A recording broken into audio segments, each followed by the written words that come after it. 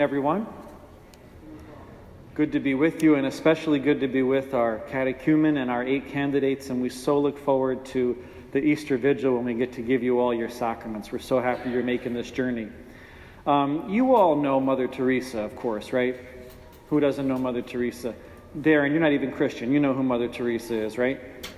In case any kids might not know Mother Teresa, you can ask your parents more about her, but she was a really good woman who did a lot of work for the poor in India for many years. Well, the great Mother Teresa used to say that there were 5 words in the Bible that inspired her to do all the good that she did for the poor during her 87 years on earth. And Mother Teresa felt that these 5 words were 5 of the most important words in the whole Bible, and every time she spoke about them, she would count out these 5 words on her fingers. What were the 5 words?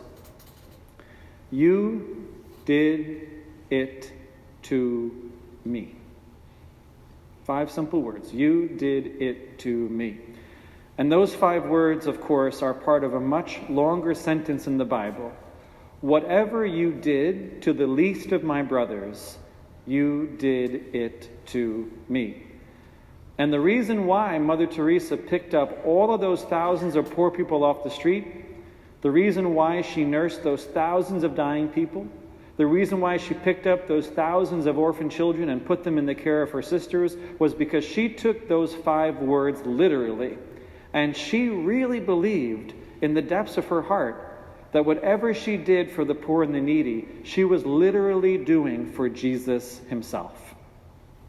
Now, of course, that line from the Bible comes from today's gospel reading. Today is the feast of Christ the King. It's the last Sunday of the liturgical year. And every year on this Sunday, we have a story in the gospel that is known as the Judgment of the Nations. In this story, it's really a prediction about what's going to happen in the future. Jesus Christ comes back at the end of the world as the King. He sits on his throne, and he sits before all the nations of the world whom he judges. If any of you were at my Mass last week, we talked about the particular judgment and the general judgment. Well, what we have in this gospel is a description of the general judgment. Jesus Christ the King on the throne judging all the people of the world who ever lived. And he separates them into 2 groups. Like a shepherd, he separates them into the sheep and the goats. The sheep on the right, the good guys, and the goats on the left, the bad guys. And he sends the sheep, the good guys, to heaven. And he tells them precisely why he sends them to heaven. He says to them, when I was hungry, you fed me. When I was thirsty, you gave me something to drink. When I was a stranger, you welcomed me. When I was naked, you clothed me. When I was sick and in prison, you visited me. And they go to heaven. The other group on the left, the goats, well, they go to, the opposite of heaven. We used to call it as kids HE double hockey sticks. They go down, a place I don't want to mention. It's scary, but it's real. And he tells them why he sends them there. He says, when I was hungry, you didn't give me any food. When I was thirsty, you didn't give me anything to drink. When I was a stranger, you didn't welcome me. When I was naked, you didn't clothe me. When I was sick and in prison, you didn't visit me. So be gone off into the eternal fire prepared for the devil and his angels. That's what he says. And what do the people say in response? Both the good guys and the bad guys, the sheep and the goats. They're curious. They're perplexed. Because they know they've never met Jesus in person. They've never seen his face before. So both people in both groups, they ask Jesus, hold on a second. When did we see you hungry? When did we see you thirsty? When did we see you naked? Etc., etc. And that's when Jesus says this famous line. Whatever you did to the least of my brothers, you did it to me. And the point of the whole gospel is, whatever you do to other people, if you're a Christian, you believe that you are in fact doing it to Jesus himself.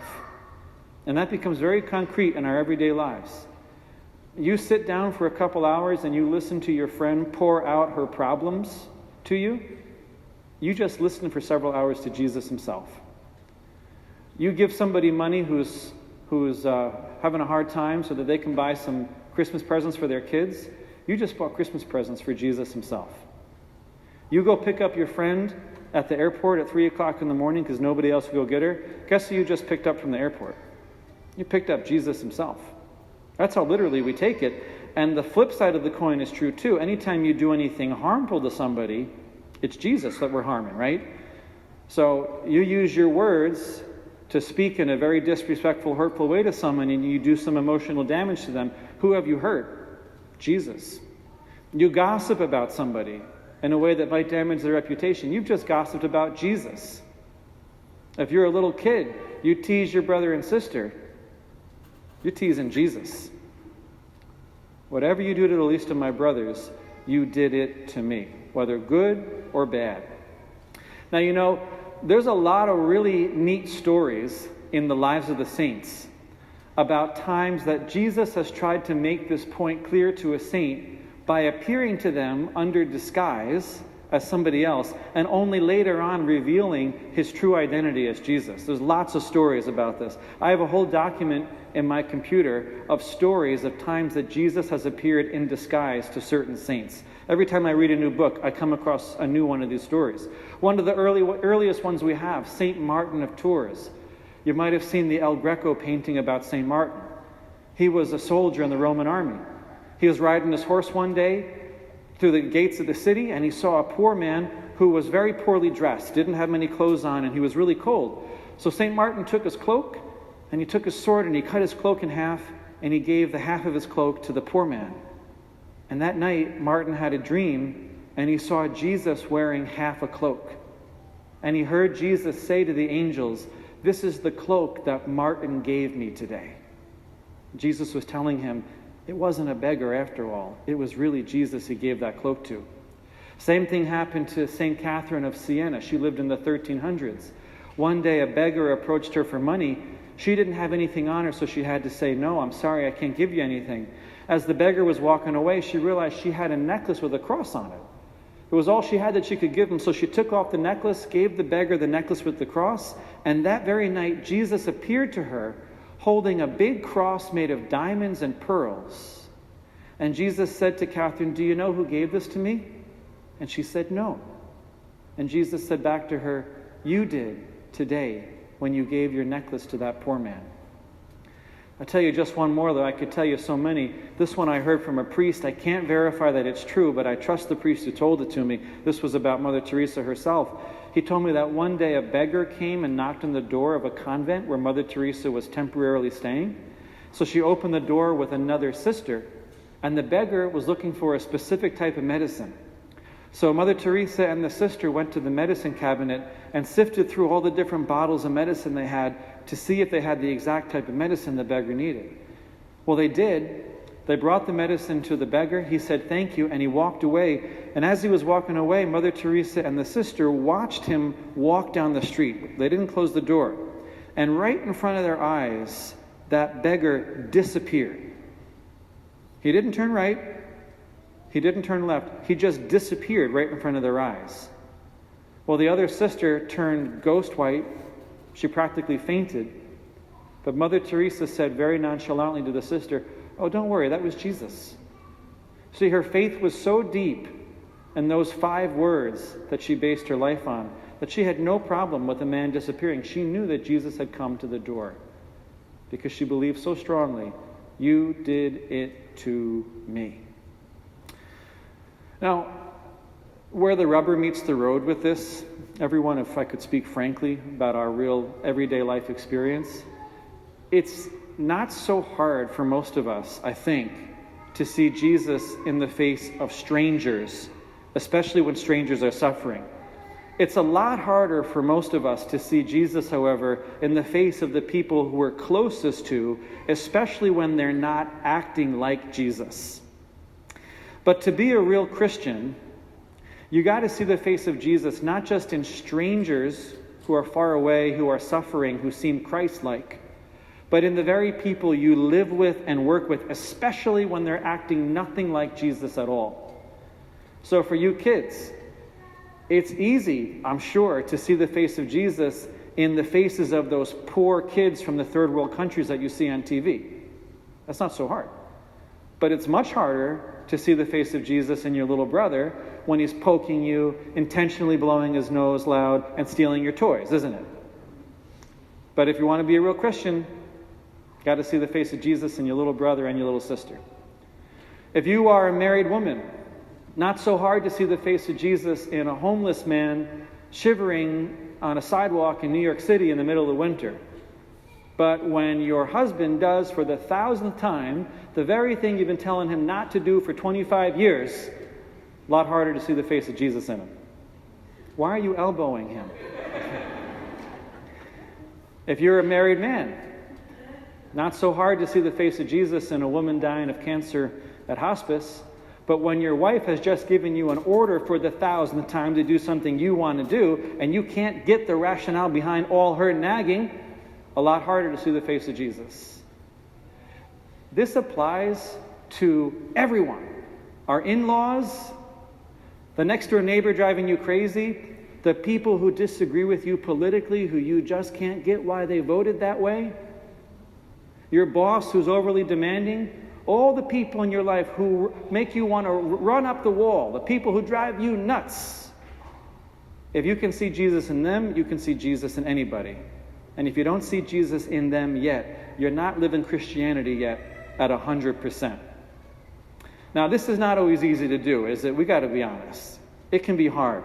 Let me give you 2 quick tips to help you to live this teaching to the max. First, in my own life, one of the ways I've tried to live this gospel is by imagining everybody I meet as if they were Jesus wearing a mask. And I've been thinking about this for years now. So trying to think of each man or woman as if it's really Jesus, but they have a mask on, and the mask is the unique face of whatever person I'm talking to. So I imagine Jesus in disguise, and I try to think I'm interacting with Jesus right now. Well, as I was reading this gospel for this week and praying over it, all of a sudden it occurred to me that this thing I'm imagining is more real now than ever, because what are we all wearing right now? We're all wearing masks. So I know we don't want to wear them. We'd love to get rid of them real soon. But, nothing can stop us from leaving the gospel, and we can take advantage of everything going on in our lives to live the gospel. Why not use the fact of these masks to our advantage and use it as an impetus to live the gospel even more fully? So my little tip, for whatever it's worth, why not try to imagine behind every face mask you see every day at home, at work, and at school, the face of Jesus? Sometimes I see people that I've known for 20 years and I don't even know that it's them behind these masks. They cover so much of the face. Well, why not imagine Jesus behind those masks? It would make it so much easier to treat the person as if they were Jesus. That's just one little tip. If it works for you, use it. The other thing is this. Anytime we need to do something in our Christian life that requires superhuman strength, we need the grace of God to do it. And we get the grace of God by praying. There's a little prayer that you can say that will help you to see Jesus in everybody you meet and to treat them like Jesus. It's really simple. It's one sentence. If you ever come to me for confession, you might get this as a penance, because I like to give this out as a penance. It goes like this. Jesus, help me to see with your eyes and to love with your heart. That's it. Can we say it together? Jesus, help me to see with your eyes and to love with your heart.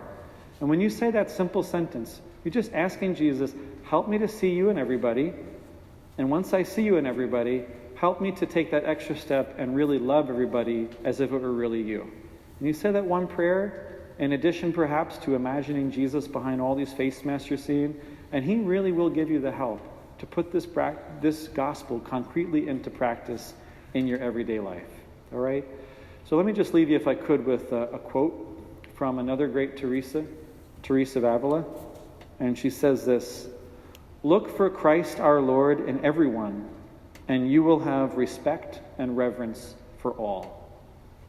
That really sums it up. So I want to challenge all of us, myself included this week, between now and next Sunday, in every single interaction we have with every other person we meet this week, before we say anything or do anything, let's simply ask ourselves, would I say this to Jesus?